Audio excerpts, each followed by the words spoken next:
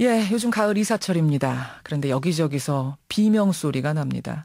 바로 전세 월세값 때문인데요. 참 올라도 너무 오른다. 한마디로 전월세가 미쳤다. 이런 탄식들이 나오고 있죠. 그래서 지금 국회에서는요. 전월세 2년을 살고 나서 2년을 더 살 수 있도록 해주자. 또 이때 인상폭도 5%로 제한하자. 그리고 전세를 월세로 돌릴 때 전환율도 제한해버리자. 이런 안이 나왔습니다. 이걸 놓고 지금 여야 입장 엇갈리고 있습니다. 찬반 양론 들으시면서 여러분도 한번 판단을 해보시죠. 자, 먼저 국회 서민주거복지특위 소속 새누리당 이노근 의원부터 연결을 해볼까요? 이 의원님 안녕하세요. 네, 안녕하세요. 네. 이노근 의원입니다.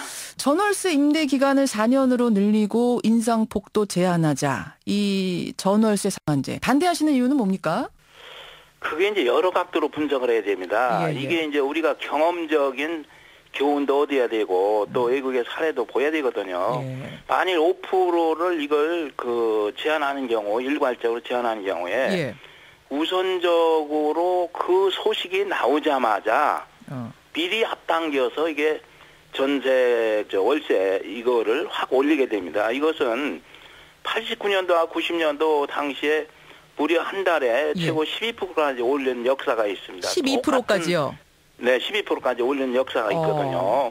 예. 그때에 이제 1년에서 2년을 올린다고 할 때입니다. 그래서 그 당시에 상당히 부작용이 있었던 교훈을 하나 배워야 되고, 예. 또 하나는 이렇게 이제 제한을 하기 시작하면 이 주택을 짓는 투자자가 있을 거 아닙니까? 그렇죠. 이 사람들은 투자 수입이, 다시 말해서 임대 수입이 감퇴한다는 그 나쁜 영향을 끼치기 때문에 이 사람들이 신규로 민간 시장에서 주택을 짓지를 않으려고 하죠. 공급이 줄어들 거다. 그리고 이제 더 문제는 이러한 가운데 주택 공급이 안 되면 예. 세입자와 전세자, 다시 말해서 공급자 시장이 돼버려 가지고 예.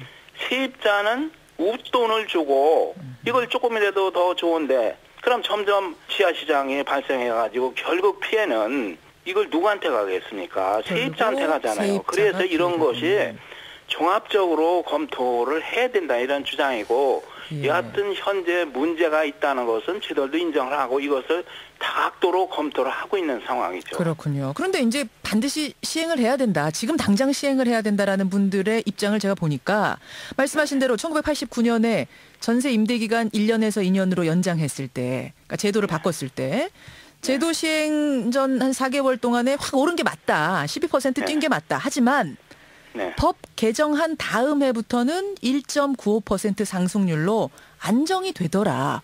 그래서 지금까지 이렇게 안정이 되면서 오지 않았느냐. 따라서 시행 전에 잠깐 급등하겠지만 그거 무서워가지고 법을 시행 못한다는 건 말이 안 된다. 이렇게 말씀하세요. 그건 이제 주택시장의 상황에 따라서 가변적인 겁니다. 다만 뭐 1인 가족, 2인 가족이 늘어나는 추세에 맞춰서 우리가 예. 이제 임대주택을 많이 줘야죠. 결국 공급을 늘려야 된다. 이쪽을 대안으로 보시는 거군요. 공급을 상당수 늘려야 됩니다. 그런데 이제 공급을 늘리는 데 있어서 이게 이제 아까 말씀드린 대로 만일 5%로 제한해 놓으면은 당장 민간 시장에서 위축이 되기 때문에 공급이 안 될 거 아닙니까? 많이 안 될 그렇다고 공공부분의 이제 임대주택이 현재 5.5%거든요. 그런데 주택 시장이 안정되려면 공공부분에서 최소 10% 내지 15%까지는 확장을 해야 서민들이 이렇게 안정된 주거생활을 할 수 있다. 그래서 민간 시장도 활성화하고 또 공공부분 시장도 확대 짓는 것이 단기적으로나 장기적으로 결국 국민한테 서민들한테 이익이 간다. 이렇게 보는 분석이 꽤 많은 겁니다. 공급을 늘려서 전월세 해결하는 게 훨씬 나은 방법이다. 근데 그게 이제 효과를 발휘하려면 상당한 기간이 소요된다.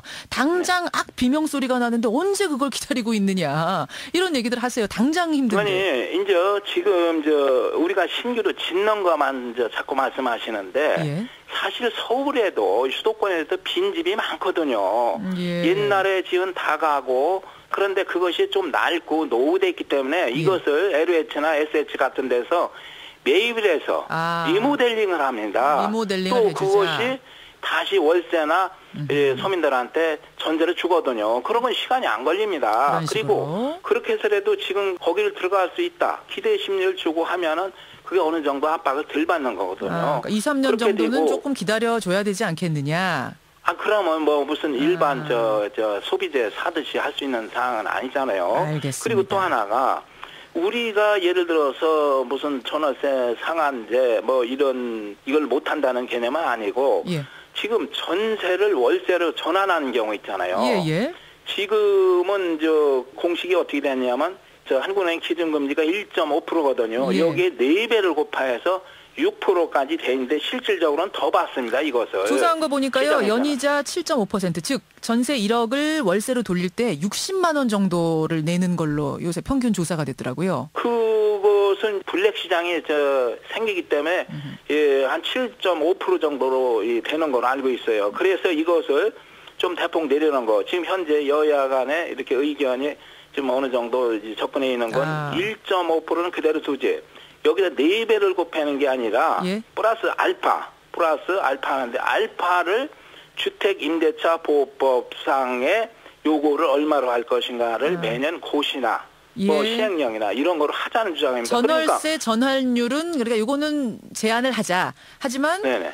전월세가를 아예 5% 인상으로 묶는 것, 요거는 좀 보류해야 된다 이런 말씀이시네요. 아니 그거는 무조건 대중요법으로 그래 5%로 제한하는 경우 그 부작용은 어떻게 할 겁니까? 그 선진국들의 경우를 제가 쭉 살펴보니까 다 관리하고 있더라고요. 예를 들어서 유럽의 경우 보면은 소득 대비 주거비가 25% 넘어서면 그때부터는 이 국가 책임이다. 그래서 전월세 상한제로 임대료 상승을 관리하고 있더라고요. 영국도 그렇고 프랑스, 독일, 뉴욕도 그렇고. 그 자체가 어디서 원천 자료를 그렇게 잘못 인용하고 있는지 참 딱합니다. 잘못된 자료인가요? 이 자료가 누가 공급했는지 몰라도 외국도 이렇게 해서 그러니까 주택 공급이 잘 안 되고 거기다가 이제 불량주택 경우는 또 노후되고 놔두니까 어떻게 했냐면 이 상한제를 이렇게 한 제도를 지금 영국이나 미국, 일본 같은 데는 상당히 그것을 완화하고 철폐하는 대폭 이렇게 완화를 하고 있는 겁니다. 알겠습니다. 네네. 자, 여기까지 이노근 의원의 의견 고맙습니다. 네, 고맙습니다. 예, 국회 서민주거복지특위 소속이죠. 새누리당 이노근 의원의 얘기를 먼저 들었고요. 아니다. 전월세 제한 정책 시급하다 하는 분. 역시 국회 서민주거복지특위 소속 새정치연합 이원지 의원 연결해 보겠습니다. 이 의원님 나와 계세요. 이 의원님 나와 계세요. 네, 안녕하세요. 예, 그러니까 이노근 의원 주장은 억지로 상한선을 정해버리면 이 법이 시행되기 전에 집주인들이 왕창 한 번에 그냥 올려버릴 거다, 전월세 값을. 게다가 주택업자들은 이제 이득이 별로 안 나니까 집을 덜 짓지 않겠느냐. 즉 공급이 줄어서 장기적으로는 더 문제가 심각해진다. 이런 주장인데요. 네. 그렇게 말씀하시는데요. 아까 사회자님 말씀을 잘 하셨는데, 이게 이제 예전에 임대차보호법에서 임대기간 2년으로 연장되면서 그런 걸 근거로 내세우고 있어요. 예, 그 당시에 그랬다고요. 그런데 이제 그 당시에 보면 법 개정 후에는 오히려, 전세가 상승률이 1.95%로 완전히 안정이 되었었습니다. 그래서 이걸 가지고 꼭 그렇게 될 것이다라고 단정하기는 어렵고요. 저는 그것보다도 지금은 이 주거비 부담이 너무나 엄청나서 경기 침체의 원인이 되고 있습니다. 그리고 이게 일반인들이 보통 사람들이 몇 천만 원 전세를 어떻게 올리니까 갑자기 올리라고 하면요. 이건 나가 주라는 거랑 똑같거든요. 이런 상황에서 특단의 어떤 비상대책을 강구해야 되는 상황이지 이렇게 한가한 얘기할 때가 아니다 이렇게 생각하고요. 한가한 얘기할 때가 아니다. 네네. 그런데 이노근 의원은 그걸 한가한 얘기라고 하지 않으시고 오히려 이현주 의원의 주장이 대증요법이다. 그냥 아주 임시 방편이다 이렇게 주장하세요. 그 이유가 말씀하시는 것 중에 또 하나 공급이 준다 이러시는데요. 공급이 지금 주택 건설의 공급이 준다 이걸 말씀하시고 있어요. 전월세 공급이 주는 거를 분석하시는 게 아니고요. 근데 전월세 같은 경우 우리나라 시장이 이게 그렇게 금방 공급이 이렇게 정해져 있던 공급이 전세가 월세로 전환되는 경우는 있어도 임대를 놓던 사람들이 갑자기 그걸 임대를 안 놓기는 어렵습니다. 지금은 전월세 공급이 줄기 때문에 문제가 이렇게 되는 게 아니라 금리가 너무 낮고 이러다 보니까 수익을 또 추구를 해야 되고 또 사람들이 더 이상 집을 사는 그런 요인이 없어지다 보니까 이 계속 그대로 전월세로 그대로 남아 있음으로써 공급은 오히려 점점 늘어나고 있는데 젊은 사람들 같은 경우 죄송합니다. 수요가요. 그런데 공급은 공급은 전월세에 대한 공급은 그대로 있고 오히려 금리 때문에 예. 올리는 상황들이 벌어지기 때문에 이게 올라가는 거거든요. 그리고 이 공공이 오히려 이제 만약에 공급을 늘리려면 집을 더 짓는 게 중요한 게 아니고 그 집을 짓더라도 분양이나 이런 비싼 걸 짓는 게 중요한 게 아니고요. 예. 이 공공임대주택을 지어야 되는데 그러면 그 말씀을 잘 하셨어요. 근데 정부가 공공임대주택을 전혀 짓고 있지 않고 최근에 보면 뉴스테이라고 발표한 것조차도 예. 어떤 분석에 의하면 임대료가 한 달에 거의 200만 원 가까이 됩니다. 비싼 경우겠지만요. 뉴스테이. 근데 이게 서민 임대다라고 예. 말하기도 어렵고요. 또 그거를 지으려면요. 예. 지어서 그냥 임대를 놓고 이렇게 하려면 최소한 2, 3년이 걸려요. 근데 지금 상황은 그렇게 한가한 상황은 아니라고 봅니다. 한가한 상황이 아니다. 일단 너무 지금 급하다. 지금 다 죽게 생겼다. 이 부분에 방점을 찍으시는 거예요. 이 의원님께서는. 네. 먼저는 이제 일단 너무 급하다라는 거고요. 두 번째는 공급을 늘리는 것도 한 해법이 될 수 있어요. 그래서 그것을 병행해야 된다라고 생각합니다. 근데 이 부분도 분명히 말씀드리는 게 건설 공급을 늘리는 게 아니고 예. 공공임대를 늘려야 돼요. 근데 정부의 정책은 지금 공공임대주택을 늘리는 쪽으로 잡혀있지 그쪽은 아닌 것 않습니다. 같다. 네. 이것도 문제입니다. 네. 의원은 2, 3년 좀 더 고생을 하더라도 공급을 늘려놔야 근본적인 해결이 된다. 지금 그럼요. 그리고 공공임대주택을 많이 늘려야 돼요. 예. 근데 지금 그것도 제대로 하고 있지 않으니까 더 문제인 거죠. 그리고 그 매입임대 아까 말씀하셨는데 예. 실제로 LH가 그런 사업을 진행을 한 지가 꽤 됐어요. 그런데 이게 효과가 전혀 없습니다. 왜냐하면 실질적으로 그런 노후주택을 매입하는 과정, 공공이 예. 그 사적인 재산 아닙니까? 근데 그걸 매입하고 리모델링하고 이런 과정들이 행정적으로 너무 복잡하다 보니까 활성화가 안 되는 실질적으로 실효성이 없습니다. 알겠습니다. 네. 인호근 의원은 외국의 예도 드셨어요. 그러니까 외국의 경우에 전월세를 국가가 제한하지 않느냐라는 제 질문에 대해서 제한하다가 부작용이 거기도 심각하다 보니까 그러니까 시장 왜곡 현상이 일어나다 보니까 점차 지금 없어져가는 추세라는데 이거 좀 알아보셨습니까? 그게 어떤 거로 그렇게 말씀하시는지 모르겠는데요.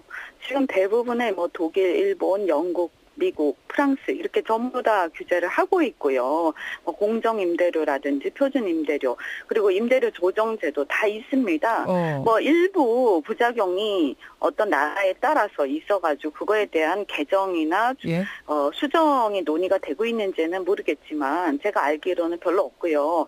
설사 있다 하더라도 예. 그 나라는 이런 걸 벌써 이미 예전역에 시행을 다 해가지고 어느 정도 시장이 안정이 되고 너무 안정되다 보면 또 부작용이 있을 수 있겠죠. 네. 알겠습니다. 그런 거를 가지고 지금 우리나라 상황하고 비교하는 그것은 굉장히 아니한 생각이라고 생각합니다. 이렇게 지금 여야가 찬반이 엇갈리면서 전월세 상한제 말만 무성하지 결국은 시행을 못하고 있는 건데 전월세 전환할 때 그 비율 규제하는 방법 그거는 네네. 입장이 좀 모아진 것 같아요. 접점이 있는 것 같아요. 그거를 뭐 여당 쪽에서 근본적으로 반대하는 것 같지는 않은데 지금 이상하게도 예. 지금 ETF가 운영된 지가 1년이 넘었는데요. 예. 원칙적으로는 동의하면서도 아직도 합의를 안 해주고 있어요. 아, 전월세 전환할 때 그 비율 정하는 문제도? 네네. 그리고 실제로 지금 보면 상한선이 있습니다. 있는데도 불구하고 문제가 뭐냐면 이것을 규제할 방도가 없어요. 지금도 실질적으로. 6%로 사실은 있어요. 전세 월세로 전환할 때 6% 이거 넘지 위반했다고 뭐 처벌할 수 있는 것도 근거가 아니고요. 없으니까. 그것을 다 얼마나 올리고 있는지를 그것을 모니터링할 수 있는 수단도 없어요. 그래서 알겠습니다. 저희가 주장하는 게 이 임대차 그 가격에 대해서 지수 그것도 또 지방별로 또 상황이 다 다르기 때문에 지방별로 가격 지수를 고시를 하고 이거를 위반했을 때는 예. 어떤 처벌이라든지 뭔가 이런 그걸 규제할 수 있는 방도를 실효적인 방도를 마련하고 그다음에 이 문제에 대해서도 이걸 제대로 모니터링할 수 있어야 되기 때문에 알겠습니다. 임대차 등록 제도를 다른 나라처럼 도입을 하자라고 주장하고 있습니다. 이현주 의원님. 네네. 하여튼 이거 진짜 정말 서민들하고 아주 밀접한 문제라 빨리 좀 결론 내주시기를. 아니, 너무 사람들이 지금 죽을 지경인데 막 이런 얘기하고 있으면 네, 제가 좀 속 터져요 정말로. 여기까지 말씀 듣죠. 고맙습니다. 네, 고맙습니다. 국회 서민주거복지특위 위원이세요. 새정치민주연합 이현주 의원까지 만났습니다.